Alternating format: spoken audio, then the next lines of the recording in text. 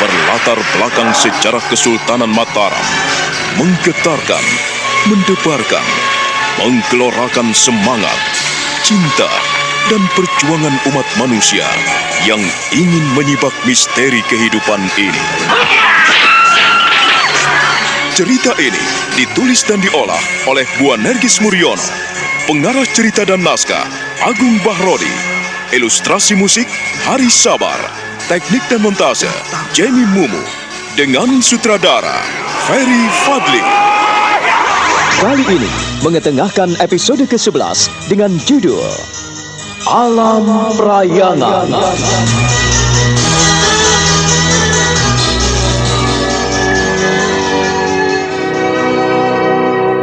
Raden Mas Rangsang masih sangat sulit sekali menerima apa yang disampaikan Eyang Mangkubumi.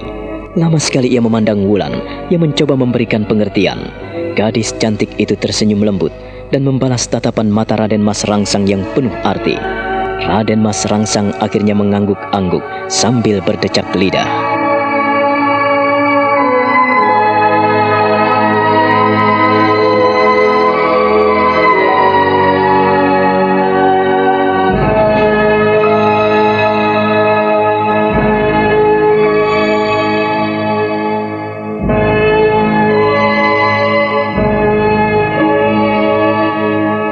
Kita memang membutuhkan pengertian, dan kita harus berusaha memahami apa yang disampaikan oleh para sepuh Kanjeng Pangeran. Aku berusaha mengerti, Den Ajeng, tapi apa yang disampaikan Eyang Mangkubumi bagiku sungguh di luar dugaan, dan semua itu tidak masuk akal. Karena kita masih terlalu muda. Kanjeng Pangeran mengerti? Tugas sebagai seorang prajurit memang tidaklah gampang. Kesalahan seorang prajurit adalah kesalahan semua pasukan. Eyang Mangkubumi memegang seluruh tanggung jawab yang ada dalam operasi rahasia ini. Den Ajeng, bagaimana seandainya Kanjeng Romo tahu? Apakah tidak menimbulkan bencana? Perselisihan akan makin menjadi jika keduanya tidak menerima kenyataan ini. Semua itu tergantung Kanjeng Pangeran. Apakah Kanjeng Pangeran bermaksud untuk memberitahukan masalah ini pada Kanjeng Romo? Benar? Kanjeng Pangeran Rangsang ingin menyampaikan hal ini pada Kanjeng Sultan? Apakah sudah dipikir masak-masak? Menurutmu bagaimana, Den Ajeng? Kalau menurutku, lebih baik jangan. Kita kalau menyampaikan masalah ini pada Kanjeng Sultan, artinya menyalahi aturan. Saya mengerti, Kanjeng Pangeran orang terdekat Kanjeng Sinuwun. Tapi kita harus ingat bahwa di sini kita di bawah komando Eyang Mangkubumi.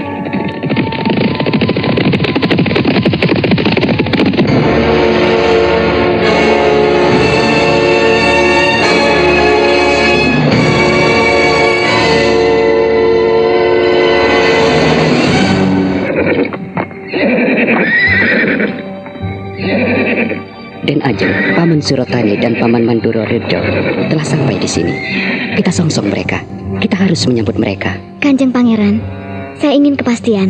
Apakah Kanjeng Pangeran benar-benar ingin menyampaikan masalah ini pada Kanjeng Sinuwun? Aku masih ingin memikirkannya. Pikirkanlah jauh-jauh apa yang disampaikan Eyang Mangkubumi, Kanjeng Pangeran. Jangan sampai terjadi kesalahan. Mari kita menyongsong Paman Surotani dan Paman Manduro Rejo.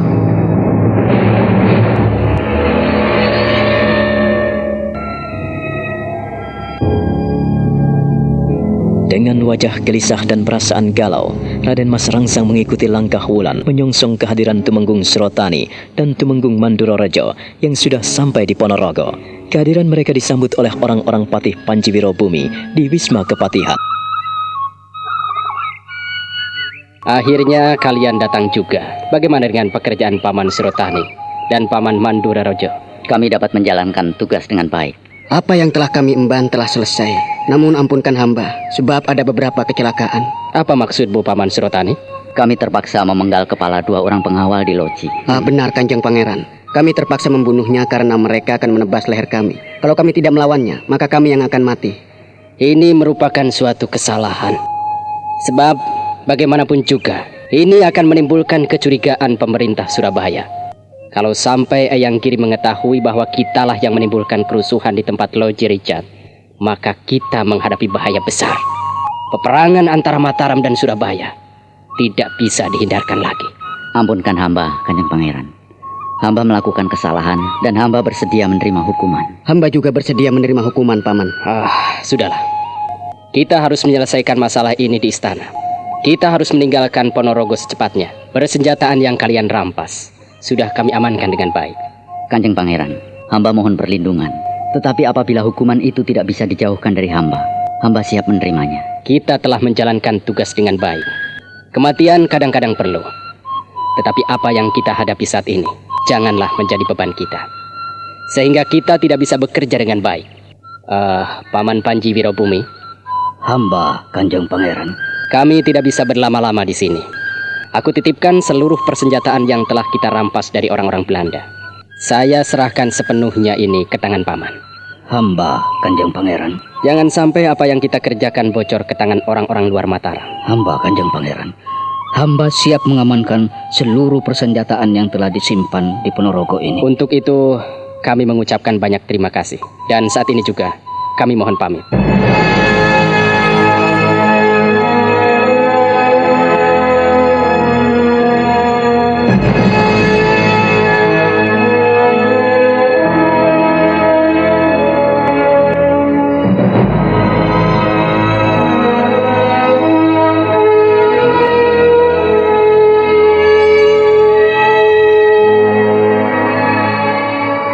Siang itu juga, orang-orang Mataram meninggalkan Ponorogo untuk kembali ke Istana Mataram. Rombongan yang dipimpin oleh Pangeran Mangkubumi itu meninggalkan Ponorogo. Patih Panji Wirobumi dan orang-orangnya melepas dengan berat hati. Mereka mengiringkan rombongan orang-orang Mataram itu sampai di pintu gerbang Istana Ponorogo.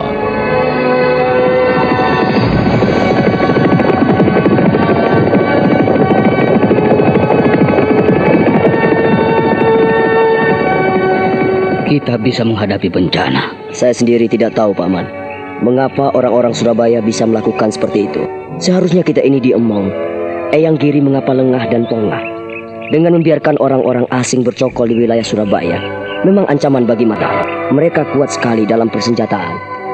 Tapi kita telah berhasil menyiram api yang telah menyala.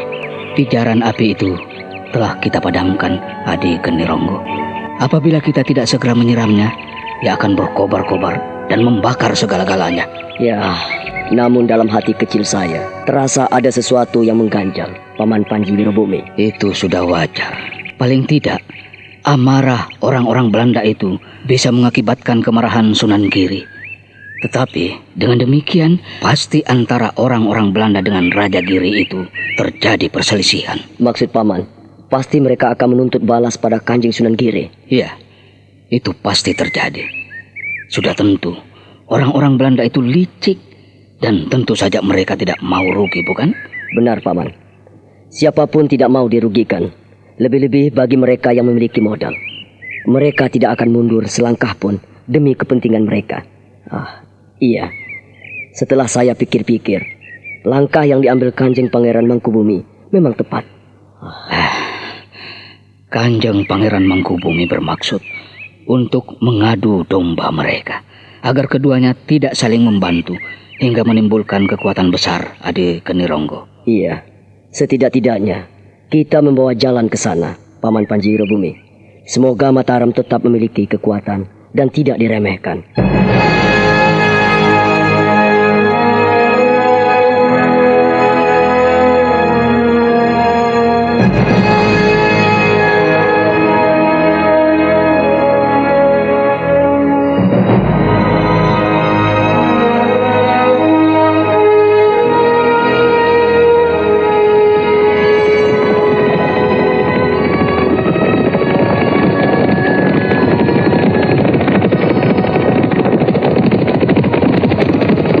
Ku minta semuanya ikut aku ke Sasono Sewoko.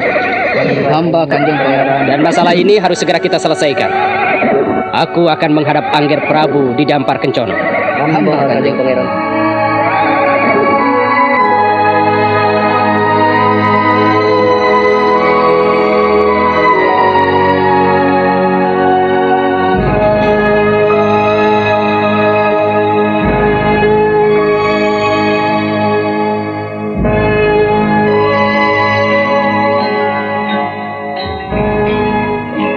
Bagaimana, Paman?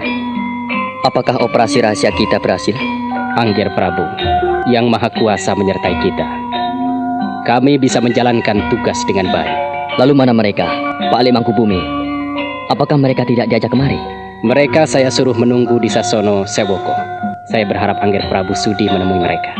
Saya akan menemui mereka, Pak Li.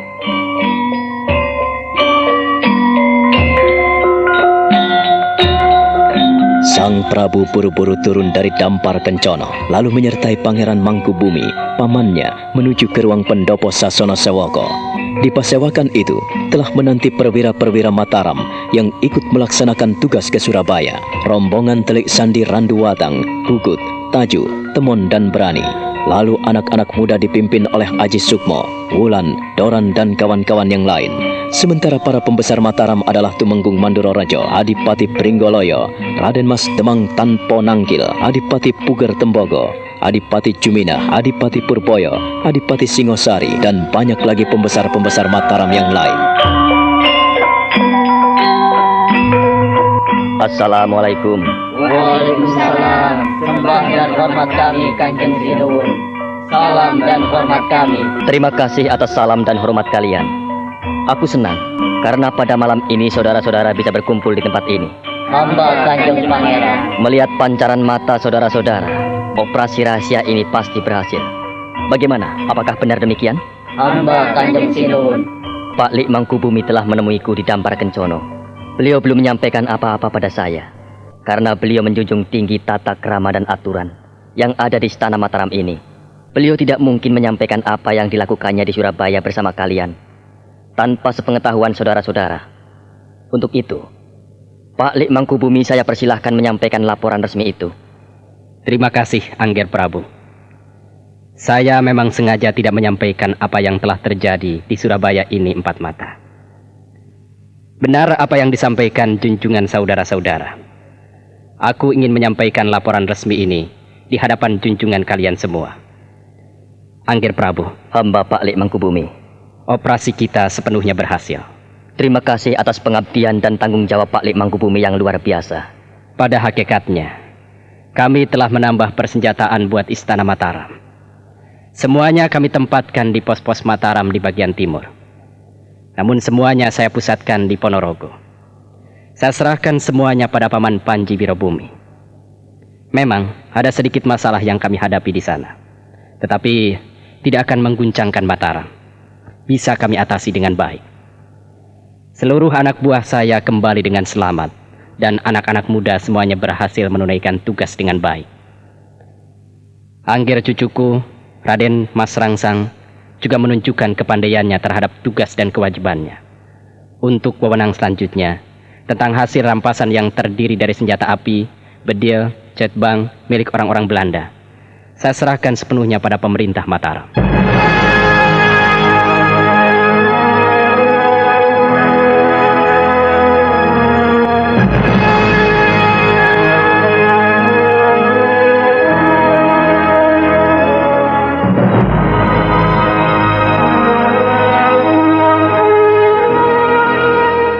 Sang Prabu menyambut laporan Pangeran Mangkubumi dengan girang hati.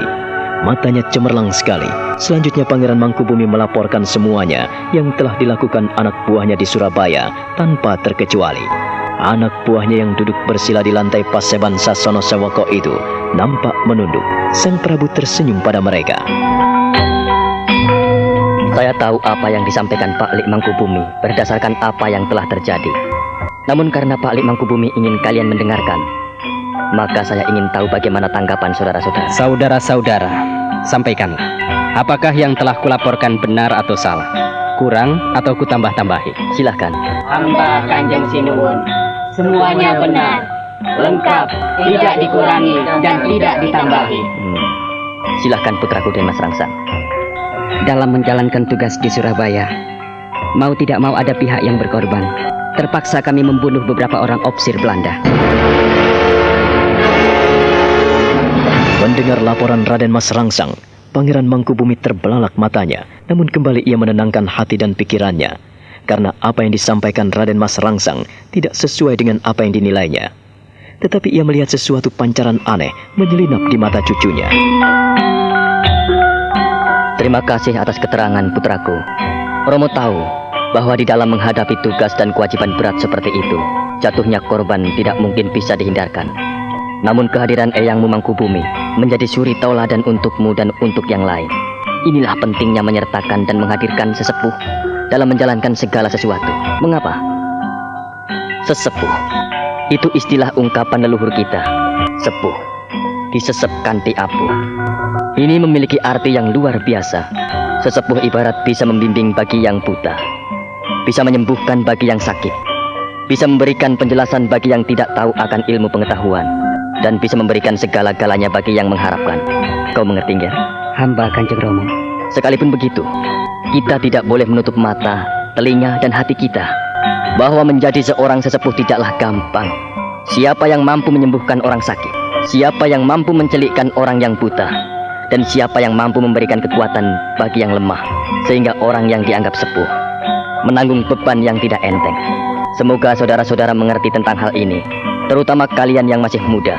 Alap-alap, Baratigo, Baurekso, anak Mas Rangsang, kalian harus semakin banyak menimba ilmu dari hidup dan kehidupan ini.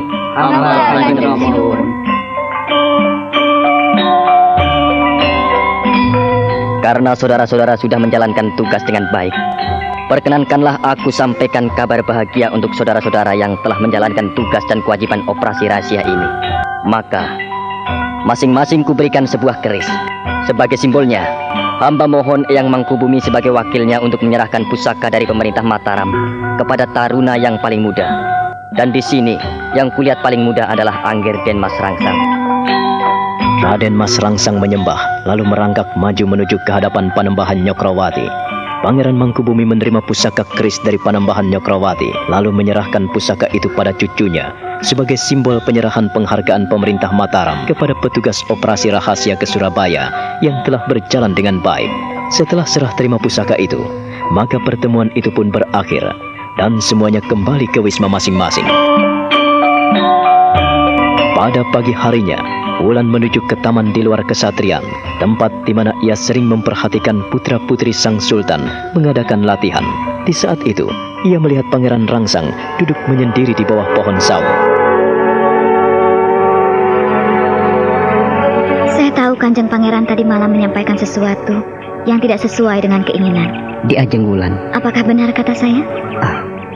Apa maksud di Ajeng? Mengapa Kanjeng Pangeran bertanya pada saya waktu Kanjeng Pangeran berbicara di hadapan Kanjeng Sinuwun?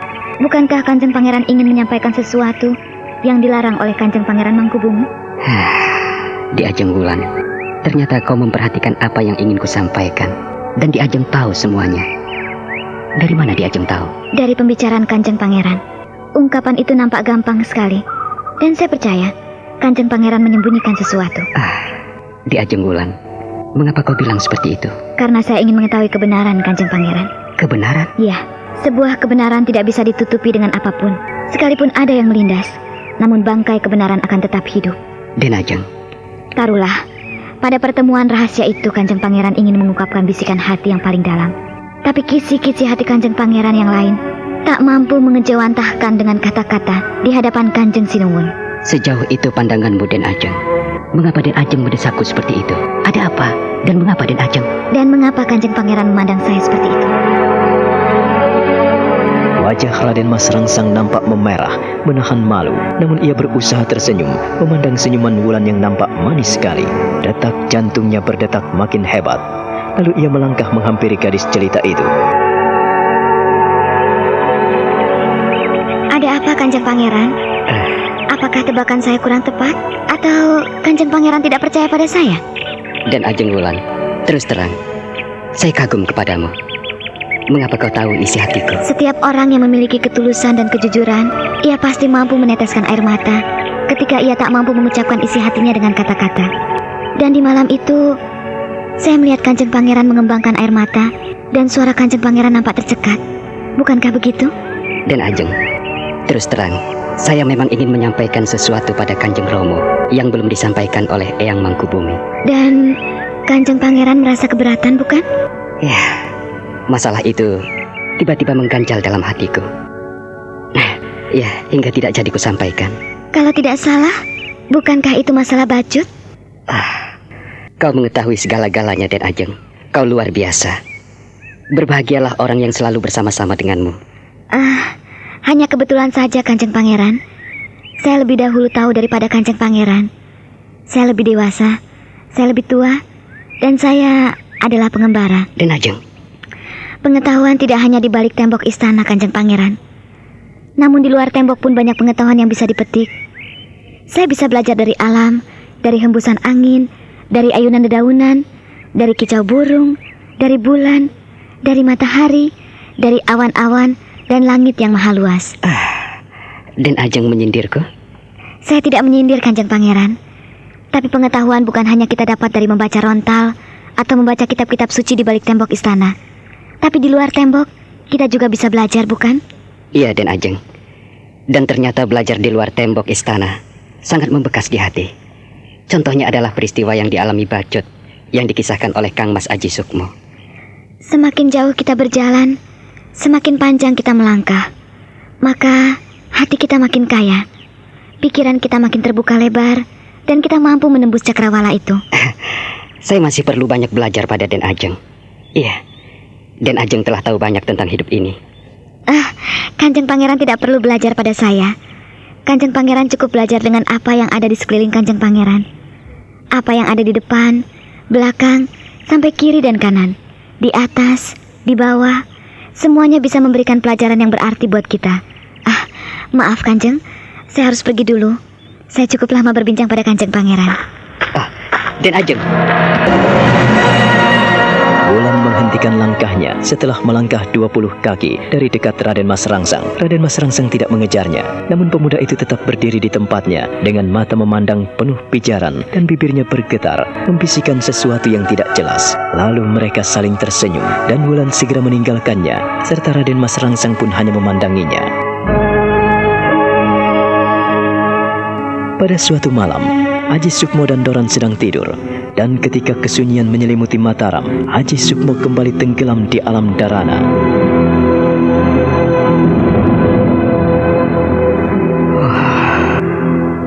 Apalagi yang kau lihat? Alam tanpa batas, alam tanpa langit, alam tanpa bumi. Apakah sebetulnya ini? Aku hanya melihat asap-asap tipis dan kabut warna-warni. Aku bisa bersama dengan asap dan kabut itu. Aku melihat gemerlap warna-warni. Segumpal asap bening, tipis dan membentuk manusia. Aji Sukmo, Kakang Sukmo, mengapa kau memandangku seperti itu? Dewi Kesuma, kau tidak mengenaliku lagi. Kau lupa padaku. bagaimana kau melupakan Kesuma? Aku tidak akan pernah melupakanmu. Mengapa kau memandangku seperti itu? Kemarilah, ulurkan tanganmu. Dewi Kesuma. Aji Sukmo, mengapa kau tidak mau memegangku? Kenapa? Aku ingin memegangmu. Aku ingin memelukmu. Tetapi, mengapa kita telah bersama, namun kita tidak bisa saling bersentuhan? Kemarilah, kemarilah. Aji Sukmo, kemarilah.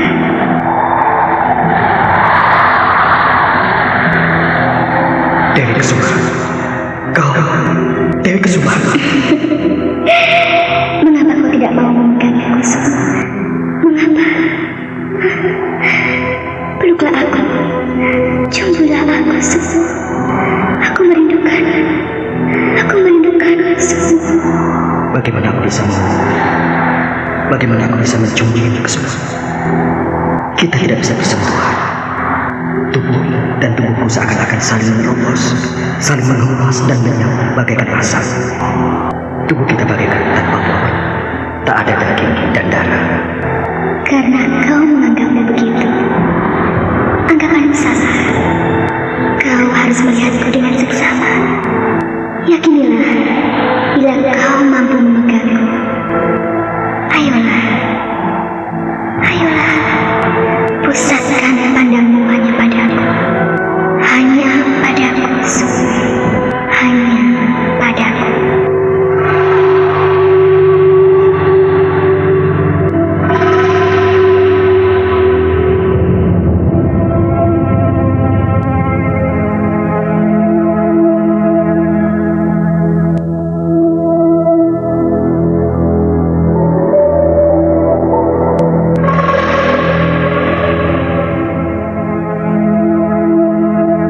Ketika Aji Sukmo mengikuti apa yang diucapkan Dewi Kesuma, maka sekonyong-konyong ketika ia melangkah dan mengulurkan kedua tangannya, ia pun mampu memeluk dan memagut Dewi Kesuma. Mereka menari-nari dan terus berpelukan, tak mau terpisahkan lagi. Aku rindu padamu, Sukmo. Aku rindu sekali kepadamu. Aku pun merindukanmu. Mengapa kita sulit memahami? Kita ada di antara dua dunia.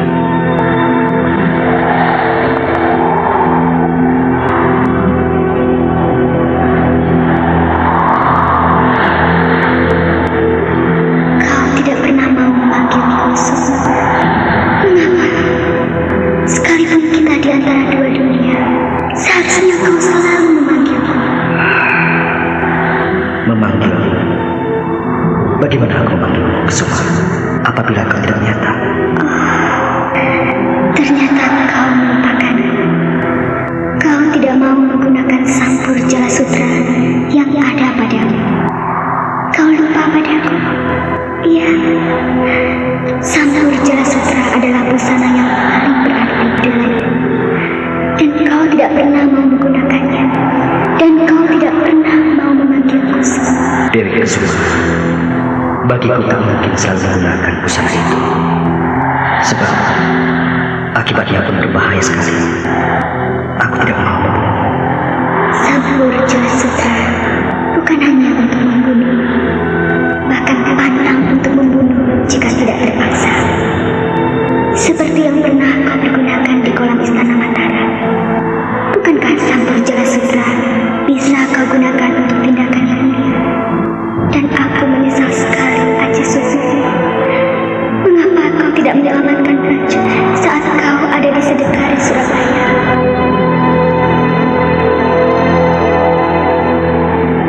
Dewi Kesuma, kau tahu itu? Tak ada yang bisa kulewatkan selama kau membawa busanaku. Kesuma, maafkan aku. Saat itu aku benar-benar tidak mampu. Kau tidak mampu karena hanya menggunakan akal dan pikiran. Kau benar-benar melupakanku. Kesuma, kau jangan berkata begitu. Aku tak pernah melupakanmu. Kau berarti dalam hidupku. Dan bersamamu, aku mendapatkan kekuatan yang luar biasa.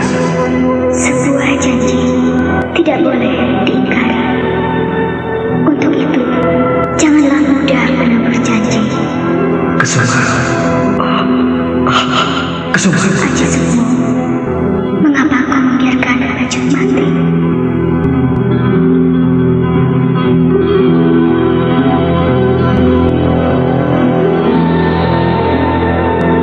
Aji Sukmo sungguh tidak percaya dengan apa yang diucapkan oleh Dewi Kesuma.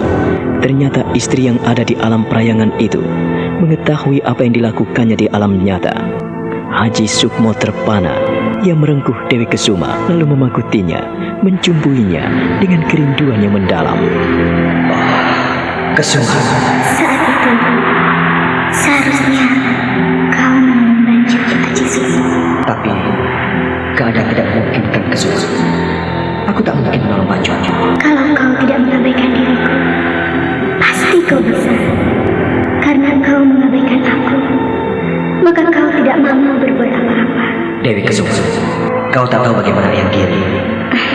Tidak, karena kau melalaikan aku. Kau tidak mau mempergunakan sampur jala sutra, maka kau tidak mampu melakukan apa-apa. Sadarkah akan hal itu, Aji Sukmo? Kesuma, kau menyadarkan aku dari lamunan panjang. Ya, karena keberadaan kita di alam yang berbeda hingga membuat gugur. Kau tidak lupa, tetapi kau mengabaikan aku. Kesuma, aku tidak akan pernah mengabaikanmu. Hanya saja saat itu di Sedekari, aku tidak mampu berbuat apa-apa. Seakan-akan hawa panas menguasai tubuhku. Bahkan aku semakin nanar ketika Yang Giri memandang ke angkasa. Dan pada saat itu, andaikan kau cabut sampur jala sutra, kau pasti mampu mengatasinya. Kau terlalu mengandalkan akal dan pikiran. Kau tidak mau bekerja sama denganku. Kesuma, kau mungkin aku mengabaikan dan melupakanmu. Tapi sungguh, aku tidak berdaya saat sedekah itu. Alam sedekah lain dengan alam mataram. Terserah padamu. Tapi itulah yang terjadi.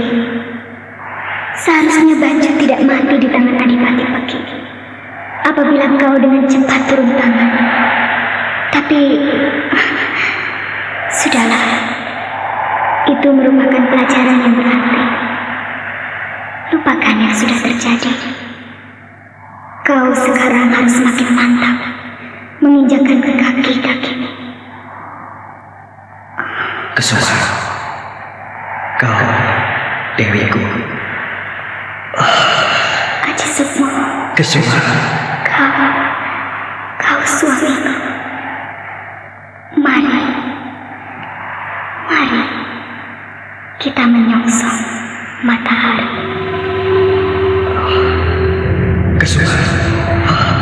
Kesuma.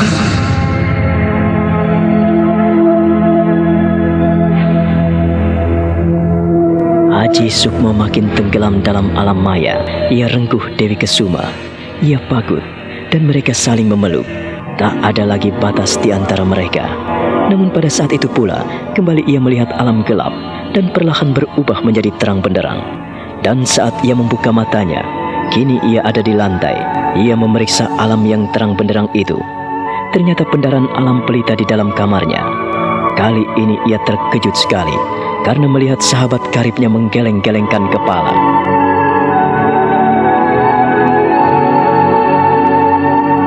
Mo, Kau mimpi ya?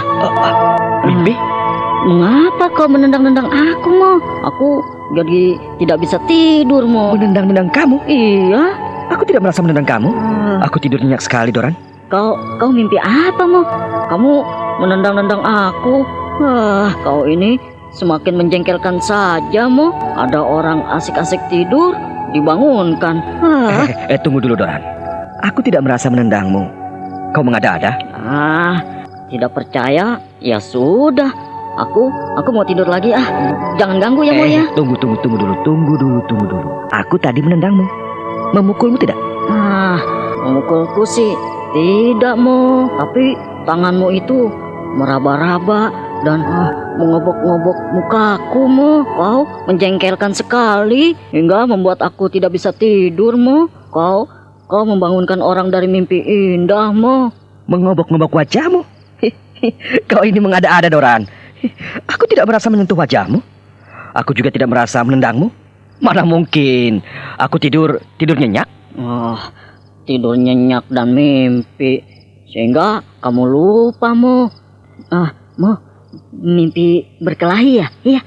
Atau kamu mimpi bersama Roro Senti ya? Iya. Doran.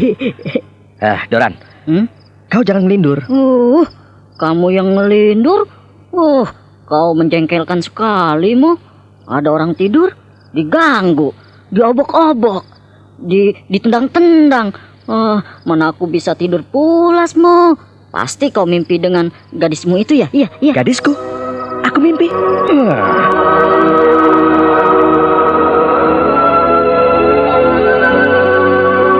Sukmo mencoba mengingat-ingat apa yang baru saja dialaminya di alam Dharana. Ia sungguh tidak mengerti mengapa ia benar-benar lupa dengan apa yang telah dialaminya, apa yang dijalani oleh tubuh rohaninya. Aji Sukmo memandangi Doran, lalu ia bangkit dan duduk di atas pembaringan itu, sementara Doran mengucek-ucek matanya dengan punggung tangannya.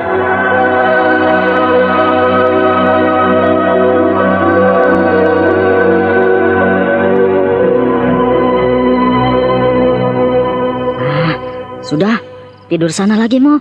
Biar mimpi yang indah lagi. Tapi ingat, Mo, jangan obok-obok wajahku lagi ya. Iya.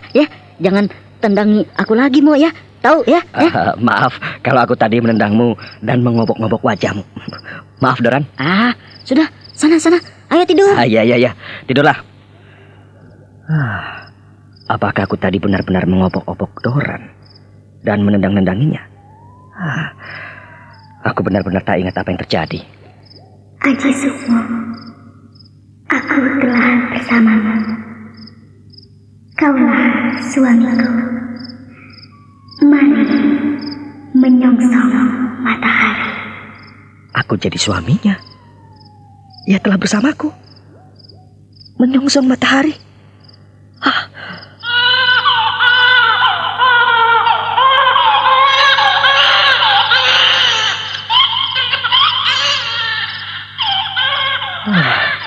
Aku sungguh-sungguh tidak mengerti.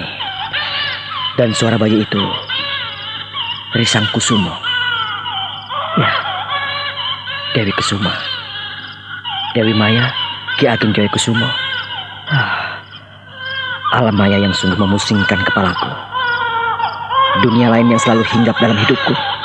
Aji Sukmo, lihatlah, dengarlah, tangis anak kita, buah hati kita, buah cinta kita. Aku harus menjernihkan semua persoalan ini. Aku tidak bisa hidup seperti ini. Hidup dalam kehampaan, hidup dalam ketidaktahuan. Dewi Kusuma, Risang Kusumo, keharuman yang membawa kekuatan. Sudah, tidur lagi Mo. Ayo, jangan bengong begitu. Ngelamun lagi, nendang orang lagi, ngobok-ngobok wajah orang lagi. Kalau kamu melamun dalam tidur, ya seperti itu Mo. Sudah. Kalau tidur ya tidur. Jangan ikut orang yang merenung. Aku lagi kepingin merenung. Kamu tak perlu ikut campur. Tidak ikut campur bagaimana Mo? Kamu ini Mo. Mo. Ada orang tidur diganggu. Nyuruh orang tidur tapi bengong sendiri. Sudah, tidur, ayo tidur. Ya, aku akan tidur, Doran, ya. Dapatkah kau membantuku, Doran? Membantu apa Mo? Kamu kan bisa segala-galanya Mo. Masakan minta bantu sama aku Mo? Aku merasakan sesuatu yang sulit aku mengerti. Aku melihat sesuatu yang lain dari yang lain. Sesuatu apa Mo? Iya Mo.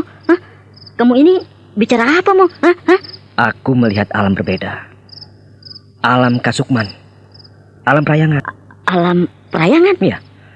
Alam gemerlap yang penuh warna-warna. Alam yang penuh dengan kabut tipis warna-warni. Alam yang penuh dengan suara-suara aneh. Alam yang menawarkan kenikmatan. Alam yang menawarkan berbagai hal yang sulit diterima oleh orang-orang yang ada di dunia ini. Mimpi lagi, berhayal lagi, melamun lagi. Mo, kalau cerita yang benar Mo. Aku bicara tentang alam bawah sadar. Kalau kau tidak mengerti, bagaimana aku bisa cerita lagi padamu? Bukannya tidak aku mengerti Mo. Tapi yang kamu katakan tadi sungguh aneh Mo. Iya Mo.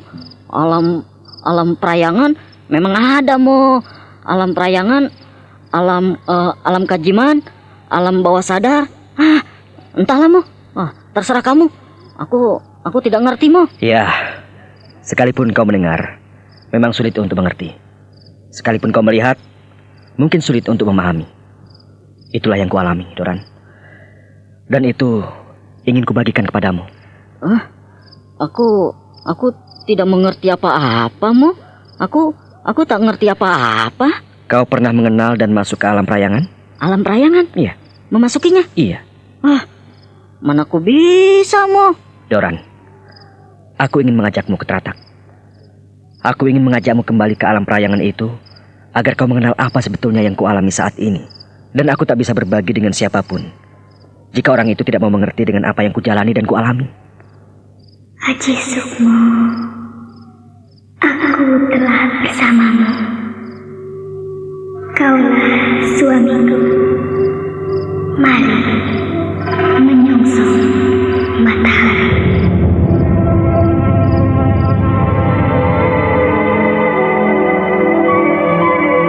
Malam itu Doran hanya bisa manyun dan melotot pada Aji Sukmo.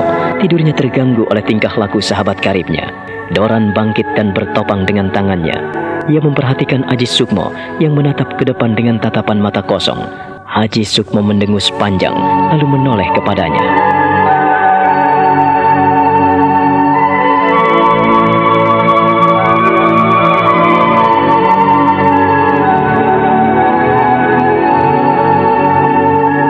Aku benar-benar ingin mengajakmu, Doran. Apabila kau bersedia.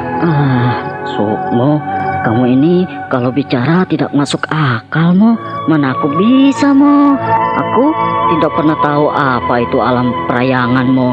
Sejak kecil, kamu itu aneh-aneh saja, Mo. Iya, Mo. Karena kau sahabatku, maka kau perlu tahu apa yang aku lakukan dan apa yang kujalani selama ini. Kau paham? Lalu bagaimana, Mo? Aku kan tak mampu seperti kamu, Mo. Kamu bilang aku ini pengecut, penakut, dan selalu saja salah. Enggak, Mo. Daripada aku tenggelam dalam ketidaktahuan lagi, lebih baik aku di sini saja, Mo. Kamu selalu memaksa aku, Mo. Aku tidak memaksamu, Doran. Ini kalau kau mau. Kalau kau bersedia, aku benar-benar ingin berbincang-bincang tentang masalah yang aku hadapi ini. Sebelum aku bicara kepadamu, maka kau perlu tahu dan kau perlu memahami dan mengerti dunia itu. Ya, alam lain yang sungguh beda dengan dunia kita. Tapi, Mo, aku seringkali tidak kuat menjalani syaratnya, Mo. Sudahlah, Mo. Sudahlah. Kamu saja, Mo. Aku takut, Mo. Kalau memang kau takut, aku tidak memaksamu. Tetapi semata-mata aku hanya ingin memberitahukan pada sahabatku. Kau tak mau? Jangan dengan aku, Mo. Aku takut. Ajak saja si Wulan itu, Mo. Dia itu kan lebih berani, Mo. Dan dia kan siap dalam menghadapi sesuatu, Mo. Aji Sukmo, lihatlah aku. Lihatlah. Kesuma, mengapa kau ada di sini? Mengapa? Kau ingin memperkenalkan dirimu pada Doran? Dia tidak akan pernah melihatku. Dia juga tidak akan pernah mendengarkan ucapanku kepadamu. Dia tidak akan pernah tahu apa-apa. Lalu apa maksudmu kau hadir di sini? Kenapa, Kesuma? Karena aku ingin tidak seorang pun mengetahui rahasia kita. Ini hanya cukup antara engkau dan aku. Aku tidak suka orang lain mengetahui hubungan kita. Apa yang kau inginkan, Kesuma? Aku ingin agar rahasia ini kau pegang baik-baik. Jikalau semua orang mengetahui rahasia ini, kau akan kesulitan dan menghadapi tantangan yang lebih besar. Aji Sukmo, mengapa kau tidak mengerti? Tapi Doran adalah sahabat karibku, Kesuma. Aku hanya bilang pada orang-orang terdekat agar ia bisa kuajak bicara tentang alam yang hanya kita ketahui. Sejak kecil, ia ikut menderita dan ikut memperjuangkan apa yang aku lakukan. Sampai ia menderita seluruh tubuhnya bopeng dan ia sampai lupa akan dirinya saat itu. Apabila kau tahu, kau pasti akan kasihan kepadanya. Aku tahu siapa Doran. Namun kau harus ingat, Aji Sukmo. Hanya kau dan aku. Peganglah hal ini baik-baik. Jangan sampai aku kecewa kepadamu.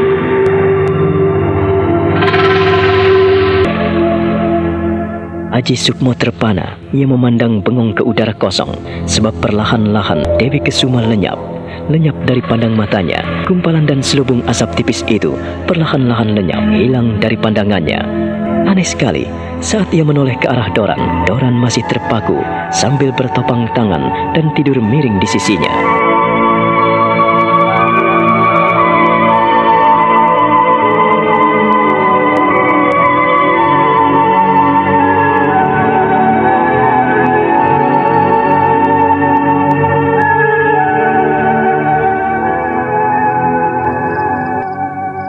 Sukmo, alam perayangan ini.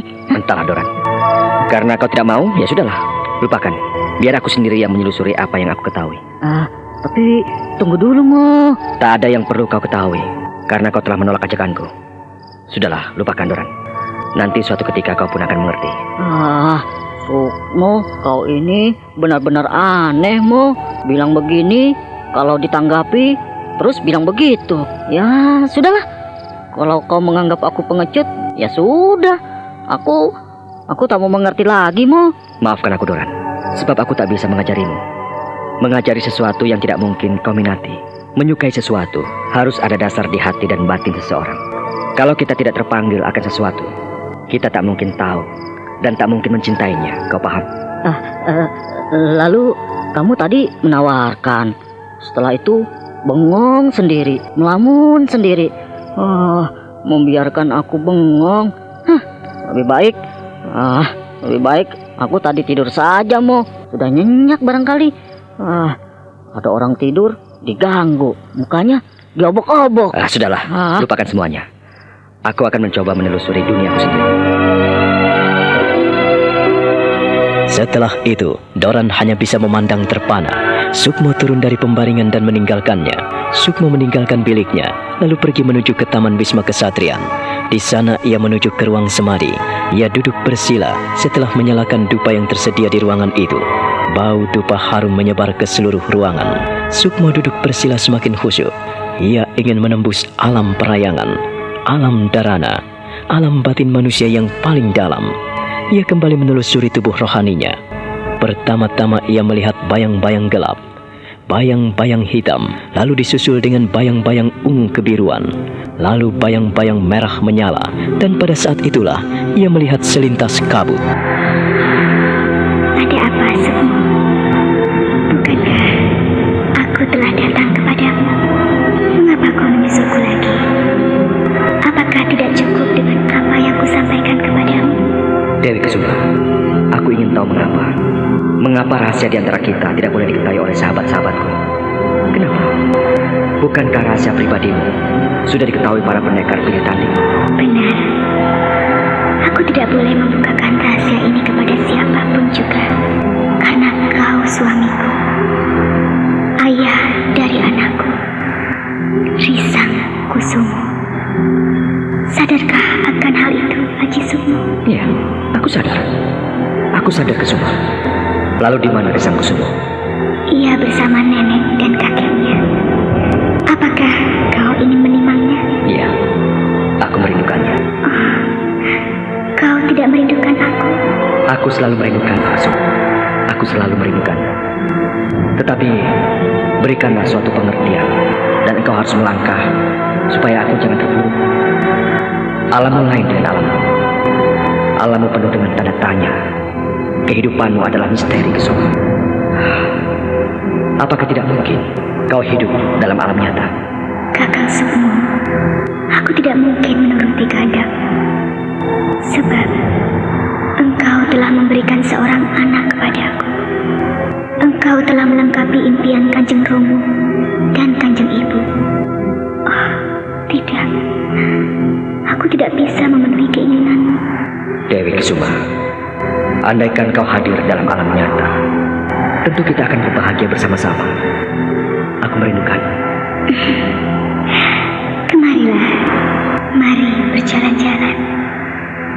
Kita melangkah bersama. Tidak cukup dengan ini, Kesuma. Tidak cukup.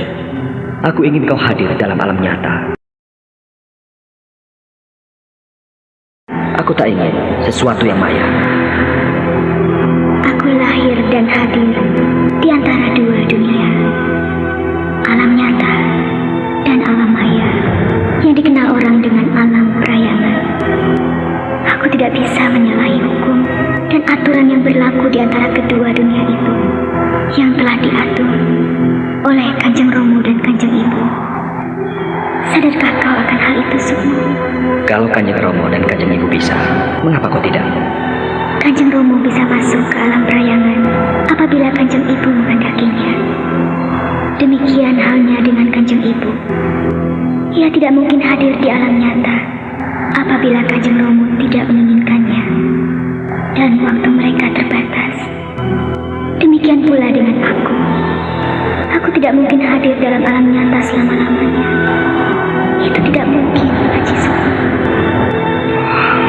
Lalu bagaimana? Kau mau menyiksa aku sepanjang hidupku? Kalau aku tidak mungkin bersamamu di alam nyata, lalu bagaimana kita bisa mengasuh Risang Kusumo? Semuanya ada yang mengatur. Semuanya ada yang menetapkan. Kita hanya bisa melangkah menelusuri jalan setapak lewat jejak-jejak hitam sejarah dua dunia yang harus kita langkahi. Kesuma, berikan aku pengertian. Berikan aku mengerti. Kemarilah, Haji Sukmo. Kemarilah. Kemarilah. Mengapa kau diam terpaku? Telah aku kembangkan kedua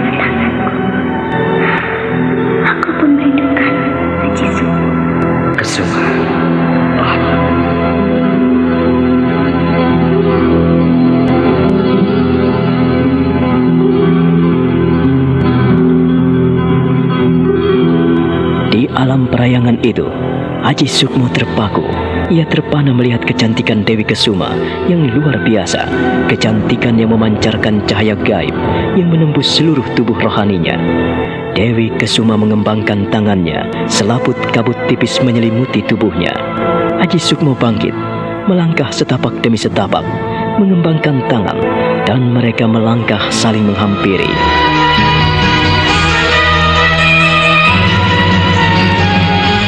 Nah, bagaimana kisah selanjutnya? Saudara pendengar, silakan menunggu seri berikutnya dalam serial Wahyu Astabrata ini pada episode ke-12 yang akan datang dengan judul Warih Maya. Sampai jumpa.